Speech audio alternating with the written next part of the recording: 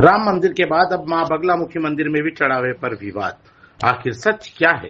देश के मंदिरों में आने वाले चढ़ावे को लेकर एक बार फिर बड़ा विवाद सामने आया है।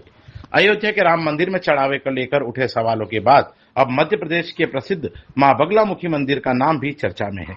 आरोप है कि मंदिर में श्रद्धालुओं से मिलने वाले नगद, सोना और चांदी के चढ़ावे को लेकर गंभीर अनियमितताएं हुई हैं।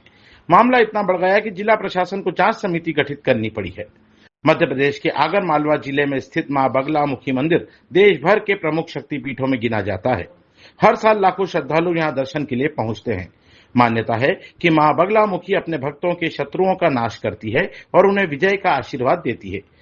अब बात करते हैं उस विवाद की जिसने पूरे प्रदेश का ध्यान अपनी ओर खींच लिया है। शिकायतों में आरोप लगाया गया है कि मंदिर परिसर में एक गैर सरकारी समिति द्वारा श्रद्धालुओं से अलग से चढ़ावा लिया जा रहा था। आरोप यह भी है कि श्रद्धालुओं को रसीद जारी की जा रही थी और यह राशि मंदिर की अधिकृत व्यवस्था के बजाय निजी बैंक खाते में जमा की जा रही थी। कुछ शिकायतों में यह भी कहा गया है कि नगद के साथ साथ सोना और चांदी जैसे बहुमूल्य चढ़ावे के रिकॉर्ड पर भी सवाल उठाए गए हैं। मामले की गंभीरता से लेते हुए आगर मालवा कलेक्टर ने 3 सदस्यीय जांच समिति का गठन किया है। समिति को पूरे मामले की जांच कर निर्धारित समय में रिपोर्ट देने के लिए निर्देशन दिए गए हैं। जांच में यह देखा जाएगा कि चढ़ावे की राशि किस प्रक्रिया से ली गई, उसका रिकॉर्ड क्या है और यदि किसी प्रकार की अनियमितताएं हुई है तो उसकी जिम्मेदारी किसकी बनती है। फिलहाल मां बगलामुखी मंदिर का मामला जांच के चरण में है। क्या कार्रवाई करने जा रही है मध्य प्रदेश सरकार? कल मेरे संज्ञान में ये मामला आया था कि बगलामुखी मंदिर के बाहर कुछ अवैध लोग जिनका प्रबंध समिति से कोई संबंध नहीं है, ऐसे लोग कट्टे या रसीद छपवाकर अवैध वसूली का काम कर रहे हैं।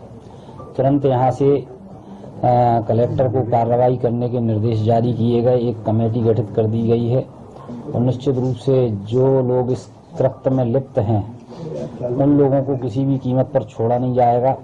हमारी सरकार कठोर से कठोर कार्रवाई करने का काम करेगी। सर, ऑडिट भी कराया जाएगा आपने? निश्चित रूप से जो प्रबंध समिति है, शासकीय प्रबंध समिति है, उसका जो ऑडिट है वो हर 3 महीने में करने होता है। तो जो भी शासकीय मंदिर हैं और वो कलेक्टर के माध्यम से 3 महीने में ऑडिट करने का पूरे निर्देश दिए गए हैं और ऑडिट समय समय पर होता रहता है।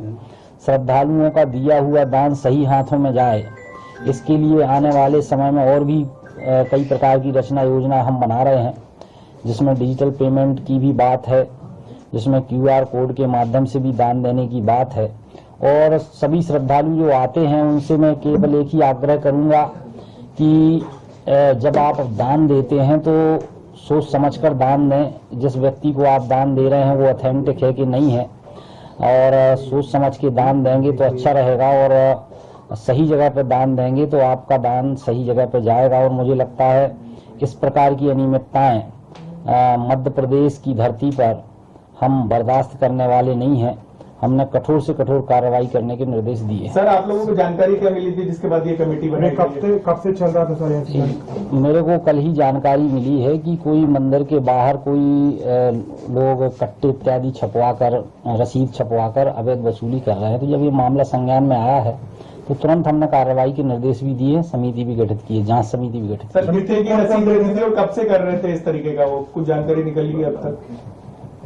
समिति में कौन कौन? समिति में कलेक्टर सबसे मुख्य व्यक्ति के रूप में लिया गया है और उसके नीचे और भी 4-5 लोगों की कमेटी गठित की गई होगी।